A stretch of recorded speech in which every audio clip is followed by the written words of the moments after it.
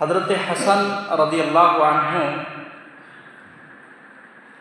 ہجرت کے تیسرے سال پیدا ہوئے، یعنی کہ سن 3 ہجری میں حضرت حسن رضی اللہ عنہ کی ولادت ہوتی ہے رمضان کے مہینے میں، اور اس کے 1 سال بعد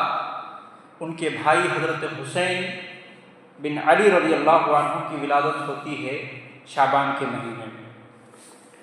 حضرت حسن رضی اللہ عنہ 1 سال کے بڑے تھے حضرت حسین رضی اللہ عنہ سے، اور جیسا کہ معلوم ہے کہ یہ دونوں نبی کریم صلی اللہ علیہ وسلم کے نواسے ہیں، حضرت علی اور فاطمہ رضی اللہ عنہما کے بیٹے ہیں، فرزند ہیں۔ حضرت حسن رضی اللہ عنہ کے بارے میں چونکہ آج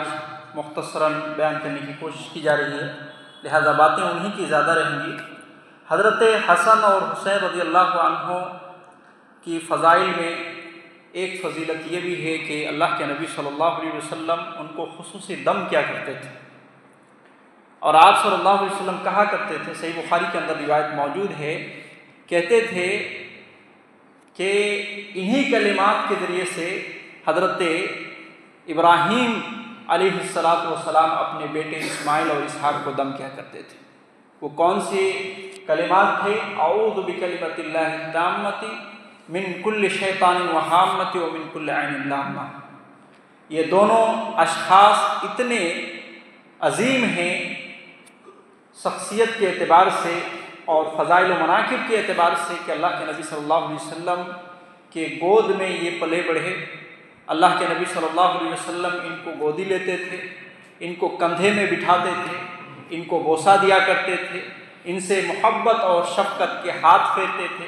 ان کو دم کیا کرتے تھے۔ حضرت حسن رضی اللہ عنہ کے بارے میں آتا ہے، مسند احمد کی روایت ہے، امام طبری رحمہ اللہ نے تفسیر طبری کے اندر بھی نقل کیا ہے کہ حضرت حسن رضی اللہ عنہ سینے سے لے کر کے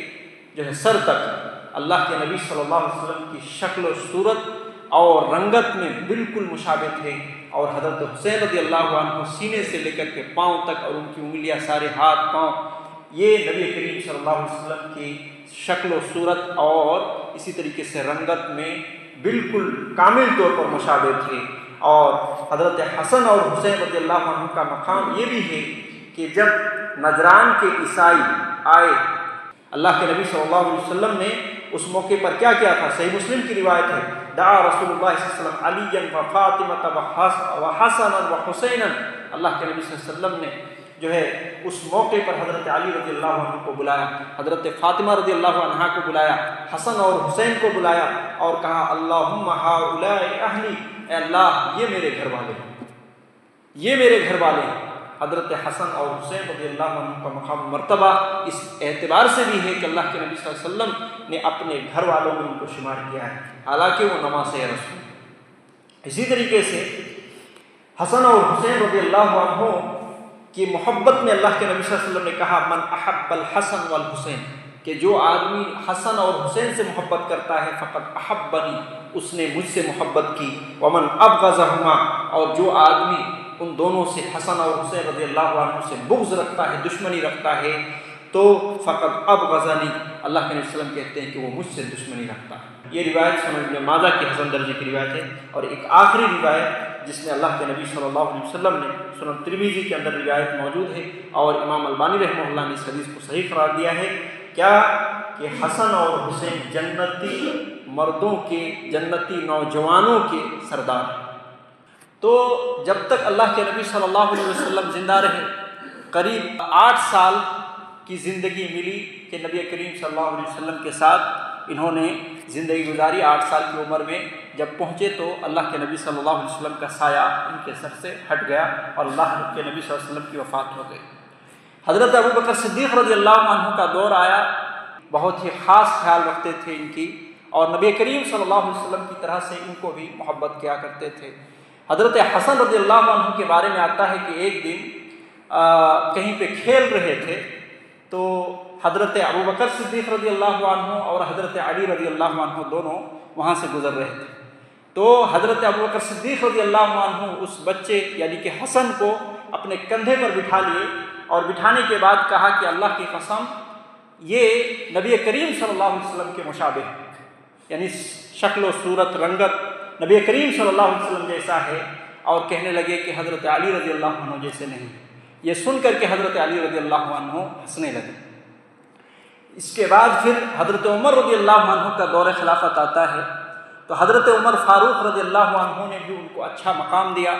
اسی قدر محبت کی جس طریقے سے نبی کریم صلی اللہ علیہ وسلم حسن حسین سے محبت کیا کرتے تھے۔ یہاں تک کہ روایت کے اندر یہ بھی آیا ہے کہ حضرت عمر رضی اللہ عنہ نے جو کبار صحابہ کرام رضوان اللہ علیہم اجمعین کے لیے معاوضہ مقرر کیا تھا، ماہانہ مقرر کیا تھا، حضرت حسین اور حضرت حسن رضی اللہ عنہ اس وقت جو ہے بڑے نہیں تھے، ابھی جو ہے بلوغت کی عمر کو بھی جو ہے مشکل سے پہنچے تھے، کہ اس وقت حضرت عمر رضی اللہ عنہ نے ان کو کبار صحابہ کرام رضوان اللہ علیہم اجمعین کی طرح سے ان کی بھی تنخواہ مقرر کی تھی۔ یہ مقام تھا حضرت حسن اور حسین رضی اللہ عنہ کا۔ اس کے بعد پھر حضرت عثمان غنی رضی اللہ عنہ کا دور خلافت آتا ہے، تو وہ بھی اسی طریقے سے ان کے ساتھ شفقت و محبت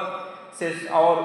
حسن سلوکی کے ساتھ پیش آتے ہیں، یہاں تک کہ کئی سارے جنگوں میں حضرت حسن اور حسین رضی اللہ عنہ کو بھیجتے ہیں۔ اس وقت وہ جوان ہو چکے تھے، اور ساتھ ہی ساتھ اپنے پاس خاص طور سے ان کو نگرانی کے طور پر رکھتے تھے، اور جب خارجیوں نے حضرت عثمان غنی رضی اللہ عنہ کے گھر کو گھیراؤ کر لیا تھا، تو حضرت علی رضی اللہ عنہ نے ان دونوں کو، حضرت حسن اور حسین کو، ان کے نگرانی کے لیے جو ہے ان کے گھر میں رکھ دیا تھا۔ ان تمام باتوں کا خلاصہ یہ ہے کہ ہر دور میں ان کو اچھا مقام دیا گیا، اور اللہ کے نبی صلی اللہ علیہ وسلم کے جس طریقے سے یہ دونوں چہیتے تھے، ٹھیک اسی طریقے سے ابو بکر کے بھی چہیتے رہے، عمر رضی اللہ عنہ کے بھی چہیتے رہے، اور عثمان غنی رضی اللہ عنہ کے بھی چہیتے رہے۔ پھر اس کے بعد حضرت علی رضی اللہ عنہ کا دور خلافت آیا۔ اچھا، ایک سرسری طور پر یہ بھی میں بتا دوں، حضرت ابوبکر صدیق رضی اللہ عنہ کا دور خلافت 2 سال 3 مہینہ 10 دن رہا۔ حضرت عمر رضی اللہ عنہ کے دور خلافت 10 سال 6 مہینہ رہا۔ حضرت عثمان بن عفان رضی اللہ عنہ کی دور خلافت 12 دن کم 12 سال رہا، یعنی 12 سال ہونے میں صرف 12 دن باقی تھے، اتنے دور خلافت ان کی رہی۔ اس کے بعد علی رضی اللہ عنہ کی خلافت 4 سال 9 مہینے رہے، اور پھر جب ان کو بھی شہید کیا گیا۔ انشاءاللہ جب حضرت علی رضی اللہ عنہ کی سیرت پر جمعہ کا خطبہ آئے گا تو انشاءاللہ معلوم ہوگا، لیکن میں مختصراً اشارہ کر دوں کہ 3 خوارج، 3 سبائی گروہ میں سے 3 یہودی کے، وہ جو عبداللہ بن سبا تھا اس کے گروہ میں سے 3 آدمی نے آپس میں یہ مشورہ کیا، اور آپس میں ایک طریقے سے پلاننگ بنائی کہ 3 بڑے بڑے صحابہ کو قتل کر دیا جائے، وہ بھی ایک ہی دن میں، اور ان میں 2 آدمی ناکام ہوئے، لیکن عبد الرحمن بن ملجم ایک نام تھا جو سبائی گروہ میں سے تھا، خارجی گروہ میں سے تھا، اس نے حضرت علی رضی اللہ عنہ جب مہینہ رمضان کا تھا اور فجر کی نماز کے لیے نکلے تھے کہ اچانک حملہ کر کے ان کو شہید کر دیا، اور جب وہ شہید ہوئے تو ایسی صورت میں حضرت حسن رضی اللہ عنہ جو کہ کوفہ میں اس وقت تھے، تو کوفہ کے لوگوں نے ان کو خلیفہ منتخب کر لیا، عراق کے لوگوں نے بھی ان سے آ کر کے بیعت کر لی۔ جہاں تک رہی بات شام کی، تو وہاں معاویہ رضی اللہ عنہ وہاں کے گورنر تھے، وہاں کے لوگوں نے ان کو خلافت کے لیے چن لیا۔ جب یہ معاملہ ہوا، ادھر ایک خلیفہ اور ادھر ایک خلیفہ، حضرت حسن رضی اللہ عنہ نے کیا کیا، ایک بڑی لشکر جرار لے کر کے شام کی طرف نکلے، اور نکلنے کے بعد حضرت معاویہ رضی اللہ عنہ، یہ بھی ایک بڑے صحابی رسول ہیں، یاد رکھیے کہ بہت سارے لوگ ان کو طعن و تشنیع کرتے ہیں، ان کو گالی دیتے ہیں، یہ نبی کریم صلی اللہ علیہ وسلم کے بہت ہی جلیل القدر صحابی رسول ہیں، کاتبان وحی میں سے ہیں، قرآن مجید کے لکھنے والے صحابہ میں سے ہیں، اور بڑے اونچے مقام کے صحابی رسول ہیں۔ تو حضرت معاویہ رضی اللہ عنہ کو معلوم ہوا کہ حضرت حسین اور ان کی پوری ٹیم آ رہی ہے، تو ایسی صورت میں یہ لوگ بھی گئے، ان کی بھی ایک فوج تھی، جماعت تھی، یہ لوگ بھی پہنچے، اور حضرت معاویہ رضی اللہ عنہ نے اپنے دستخط اور اپنی مہر لگا کر کے ایک سفید کاغذ دے دیا حضرت حسین رضی اللہ عنہ کو کہ آپ جو چاہیں اس میں آپ بھر لیں، تمام شرطوں کو آپ کی قبول کر لی جائے گی۔ چنانچہ اس حوالے سے کہی جاتی ہے کہ اس میں حضرت حسن رضی اللہ عنہ نے سب سے پہلے تو یہ کہ مسلمانوں کے اندر امن و امان چاہا کہ اختلاف نہ ہو، انتشار نہ ہو، مسلمان آپس میں ایک دوسرے سے نہ لڑیں، نہ جھگڑا کریں اور اسی طریقے سے خون نہ بہائیں۔ تو ایسی صورت میں جو ہے انہوں نے اپنی خلافت سے دستبردار حاصل کر لی کہ میں خلیفہ نہیں بنتا، آپ خلیفہ ہیں۔ پہلی بات یہ، اور ساتھ ہی ساتھ شروط میں کچھ چیزیں جو بیان کی جاتی ہیں وہ یہ کہ حضرت معاویہ رضی اللہ عنہ کو اس میں لکھا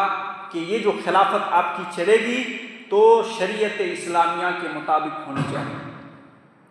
دوسری بات جو لکھی وہ یہ کہ اہل بیت کو کوئی نقصان نہ پہنچایا جائے گا، اور ساتھ ہی ساتھ اہل عراق سے نرمی کی جائے گی۔ اور تیسری بات جو انہوں نے شرط کے طور پر لکھی وہ یہ ہے کہ حضرت حسن رضی اللہ عنہ کو بیت المال میں سے کچھ جو ہے انہوں نے مقرر کی، انہوں نے کچھ رقم طے کی کہ اتنا حضرت حسن رضی اللہ عنہ کو رقم دیا جائے گا اور کچھ جاگیریں بھی ان کو عطا کی جائے گی۔ اور چوتھی بات لکھی گئی ہے کہ بعض روایتوں کے مطابق کہ خلافت دوبارہ اہل بیت کو واپس ملے گی، یا یہ کہ کیا ہوگا کہ مسلمان آپس میں مشورہ کر کے کسی خلیفہ کا انتخاب کریں گے۔ یہ چار شروط حضرت حسن رضی اللہ عنہ نے لکھا اور انہوں نے خلافت سے دستبرداری حاصل کر لی، اور پھر انہوں نے تقوی اور زہد کی زندگی گزاری۔ یاد رکھیے کہ وہ پہلے سے ہی زیادہ تر وقت جو ہے اللہ کی عبادتوں میں، ذکر و اذکار میں لگایا کرتے تھے۔ تو چنانچہ مزاج بھی ویسا تھا، انہوں نے مدینہ آ کر کے جو ہے رہائش اختیار کر لی، اور مدینہ میں رہ کر کے سمجھے کہ وہیں پہ حضرت حسن رضی اللہ عنہ کو ایک روایت کے مطابق زہر دے کر کے مارا گیا، مشہور ہے۔ اور اسی طریقے سے دوسری روایت کے مطابق یہ ہے کہ حضرت حسن رضی اللہ عنہ انتقال کیے۔ ماہ صفر کا مہینہ تھا، 50 ہجری میں وہ انتقال کر جاتے ہیں، یا یہ ایک زہر دے کر کے ان کو شہید کر دیا جاتا ہے۔ اور اس وقت معاویہ رضی اللہ عنہ کی خلافت تھی۔ معاویہ رضی اللہ عنہ نے 20 سال تک خلافت کی تھی،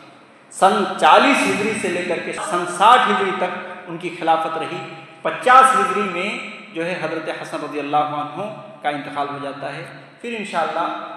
اگلے بیان میں حضرت حسین رضی اللہ عنہ کے حوالے سے بات رکھی جائے گی۔ اللہ رب العالمین سے دعا ہے کہ اللہ رب العالمین ہم سب کو صحیح سمجھ کے ساتھ میں کمال کی توفیق عطا فرمائے۔ آمین۔ صلی اللہ علیہ وسلم محمد وعلی آلہ وصحبہ اجمعین ومن تبعهم بإحسان إلى يوم الدين۔